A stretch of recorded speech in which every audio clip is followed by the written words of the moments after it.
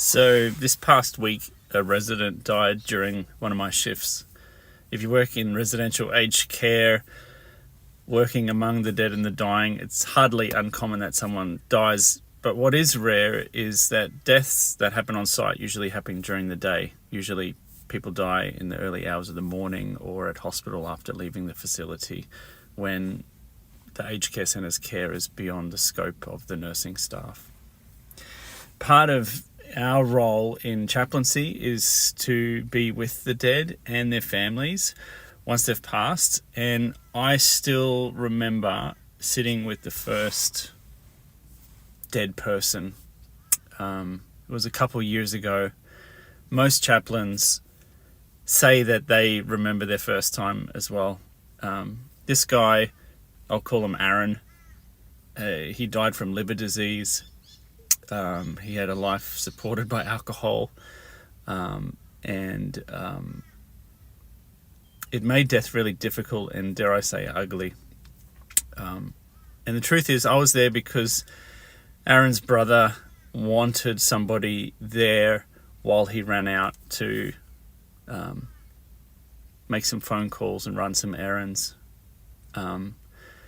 Aaron's brother was so kind and soul of the earth kind of guy who was Aaron's carer for a time before the rest of the family, like when the rest of the family couldn't look after him. I still remember the stillness of being in the room with Aaron once he passed. But nearly 2 years into my job and many more deaths, that stillness of a body no longer animated by breath or pain or distress now holds a sacredness that's hard to describe. Sometimes pastoral care workers, priests, chaplains are asked to fill that empty space with a prayer, something the deceased may have asked for in their end-of-life plan. Often, though, the space is filled with cries or talking and chatter, or maybe even relief from those who have sat by their side in their last hours and are now faced with the loss and whatever's next. This is all unavoidable. All created things have a beginning and an end. So interestingly, also this last week, I was asked to speak at a business person's breakfast. So when I'm not working in end-of-life care, I'm researching and teaching at my local university's business school. And so the invite to speak at this breakfast came on account of some social posts around my up-and-coming book, Descent to Everything. And Mike, the guy who organises the breakfast, gave me free rein to speak on whatever I wanted, but said it would be helpful to discuss some of the findings from my doctoral studies on small business. I decided to talk about death. Not because death was part of my chaplaincy work, but because it's part of all created life, including business life. So I threw a few slides up on the big screen and I showed all the attendees theory-based diagrams of business seasons and life cycles or product life cycles. And I followed them up with several slides showing diagrams of the seasons of life and cycles of a person's lifespan and their socio, spiritual growth. Now, I reckon a monkey could have picked the similarities between these charts, the life cycle of an organization and the life cycle of a person. So aside from a couple titles and labels, the lines, the curves, the flow, they all looked the same. They started zero, they went to learning and launch stage, they entered growth, they got to maturity where they plateaued, and then there's this decline and exits of sorts. I threw in a few lighthearted jokes and stories, but the evidence is clear. And here it is. One day, we will die. One day, Microsoft, Apple, Ford, and every large, medium, small business is going to end. It dies. Now, if death is guaranteed and unavoidable, then I'm asking, what would wisdom do differently now? The answer to that question rarely comes easy, I've found, because very few people talk about death and the end of things. Ernest Becker wrote this Pulitzer Prize winning book in 1974 called The Denial of Death. It's fantastic.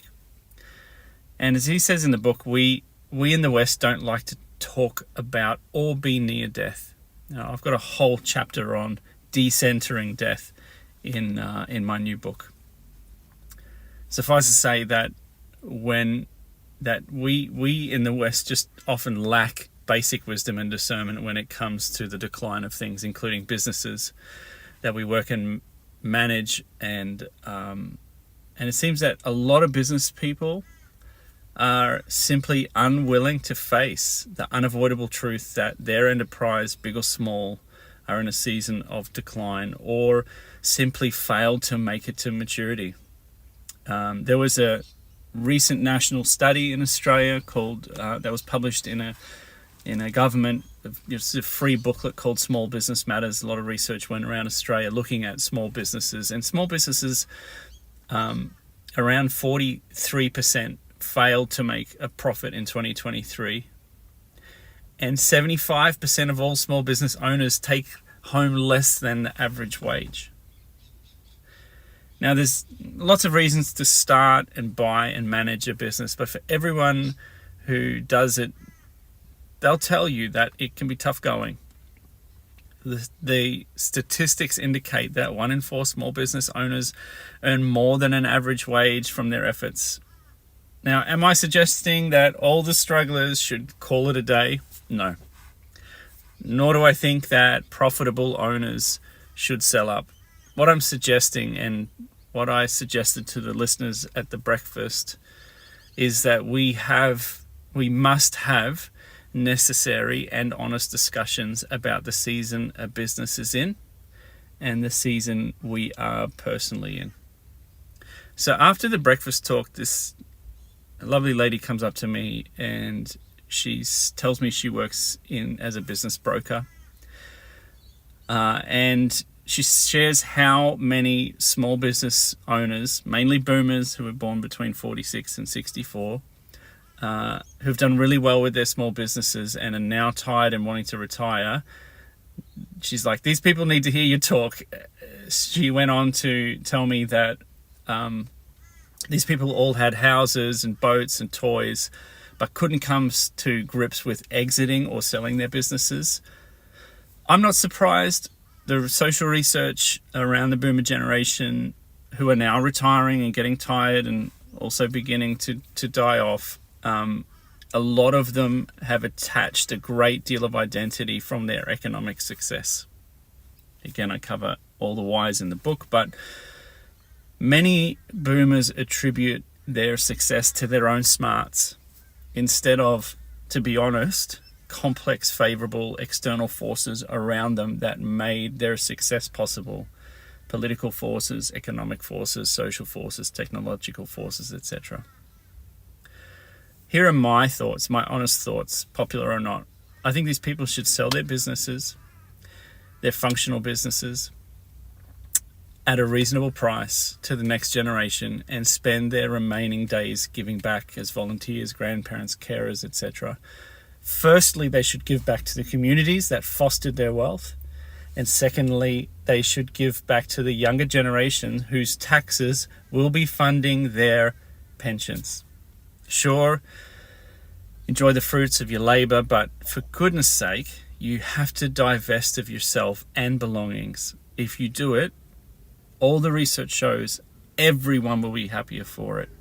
Generative, voluntary, divesting people in the later stages of their life, in the winter stages of their life, are a lot happier.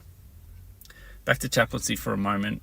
You may not be surprised to hear that very few people who come into a 24-hour care, residential aged care facility are willing to discuss their end-of-life wishes. I mean, this is literally the last stop after a long life, and so many of them just can't come around to talking about the end. What do you want to happen when you die? However, those who have come to accept where they are and what is coming speak about it with sobriety and, dare I say, a sense of gratitude that makes them a real delight to care for and be around. These older persons are oftentimes practiced in what I coined in the new book, decentric eldering. To wrap it up, it would seem that a possible combination of immaturity, denial, naivety, and an inability to grieve well has robbed many of us from accepting that all things must end. And I think this is a great loss and a symptom of the era we find ourselves in. Humans living longer with more stuff than ever before at the world's and future's expense. We pathologize grief like it's a bad thing. We shame people who quit and give up. We idolize health and wealth. We believe the lie that life is going to be this endless summer. We refuse to grow up and then grow down. I've got to go, so I'll close with this question. What necessary conversations are you avoiding that you need to be having around the end of things?